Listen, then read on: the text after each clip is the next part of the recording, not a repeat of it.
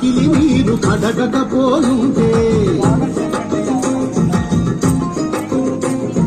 కుల రక్కసిపై యుద్ధం మొదలు పెట్టకుంటే ఆధిపత్య కులాలకు ఎదురు నిలవకుంటే సమానతను కోరి మీరు ముందడుగే వేయకుంటే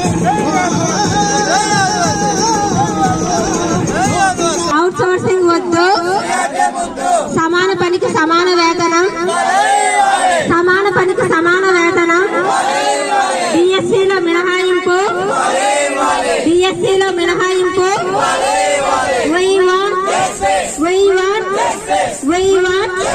పోరాడి తీరుతాం.